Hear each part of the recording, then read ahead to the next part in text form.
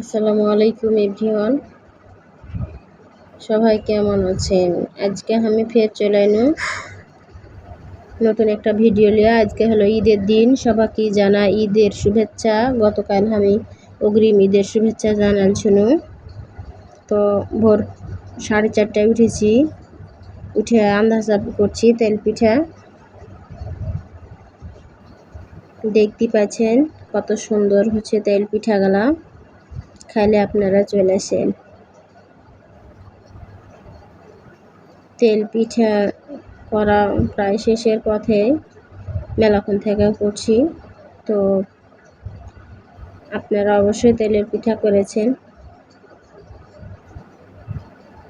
যারা যারা করেননি তারা চলে আসেন তেলের পিঠা খেতে হারভি বাড়িতে। আর দেখেন কতগুলা তেলের পিঠা করেছি, বেশি মানুষজন নাই, 5টা মানুষ কি খাবে অতগুলা, সে লাগা অল্প একটু 15 থেকে 20টা হলেই হবে।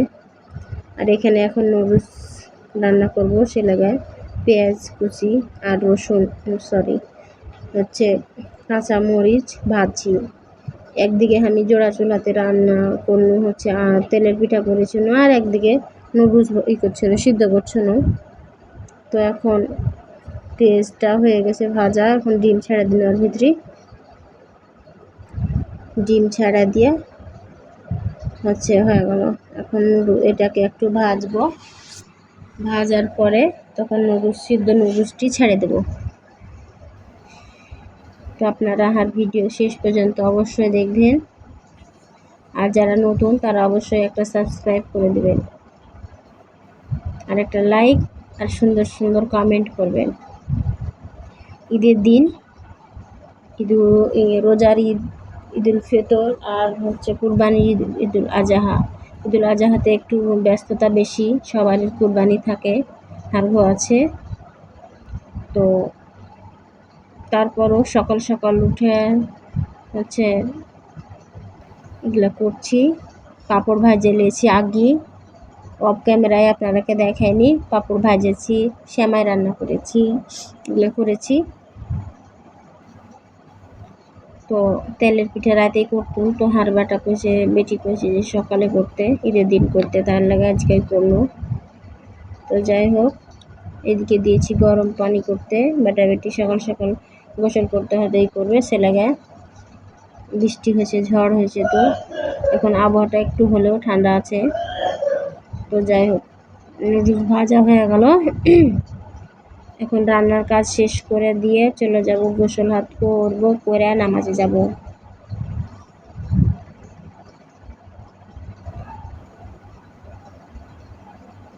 এই যে এখানে হচ্ছে সেমাই রান্না করেছি, দেখেন কত সুন্দর হয়েছে সেমাই রান্না করা।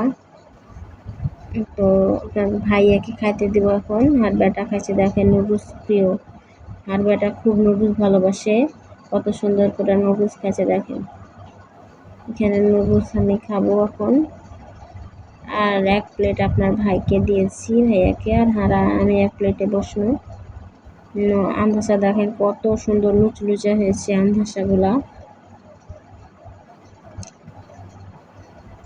ঝাল জিনিস খেতে আমার খুব ভালো লাগে, আর বেটার তো খুবই প্রিয়। আন্দাজা খেলে মোটামুটি শেষের যে আন্দাজা হচ্ছে সবচেয়ে ছোট, ওটা ওই খেয়েছে।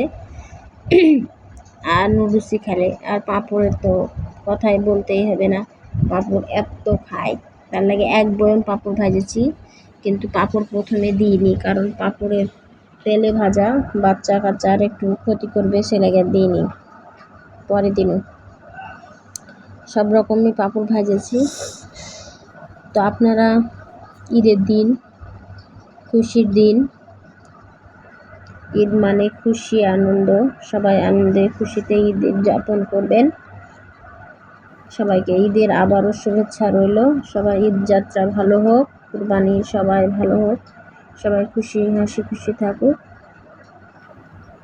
তো এই ছিল আজকের ভিডিও। আমি এখন এগুলা খেতে বসছি। সকাল সকাল এই আইটেমই হয়েছে। ভাত ভাজেছি, রাতের ভাত ছিল, তো ওই ভাত ভাজা আর কে খাবে, এই নাস্তা, হালকা নাস্তা হলেই হয়ে যাবে সবারই। আন্দাজাগুলো খুবই সুন্দর হয়েছে। সবই ভালো হয়েছে আল্লাহর রহমতে।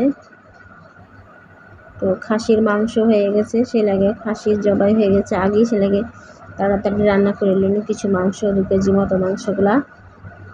আর এদিকে পোলাও দিয়ে দিচ্ছি, কারণ মাংস মানেই বাড়িতে পোলাও হতেই হবে, পোলাও না হলে চলবে না। তো জোড়া চুলার সুবিধা এটাই, দুদিকে দুটা জিনিস হচ্ছে, একদিকে মাংস হচ্ছে আর একদিকে পোলাও হচ্ছে। তো এখন পেঁয়াজ ভেজে রেখেছিল, পেঁয়াজ বেরেস্তা দিয়ে দিল, মাংস প্রায় হয়ে আসছে। এখন একটু ঢেকে দেব, দিয়ে তখন কিছুক্ষণ অপেক্ষা করে নামিয়ে নেব।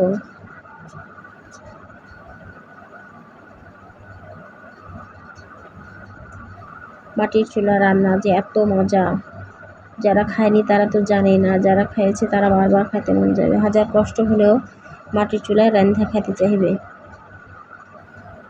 তো বন্ধুরা, আর ভিডিওটা কেমন লাগলো অবশ্যই কমেন্টে জানাবেন। সবাই ভালো থাকবেন, আল্লাহ হাফেজ।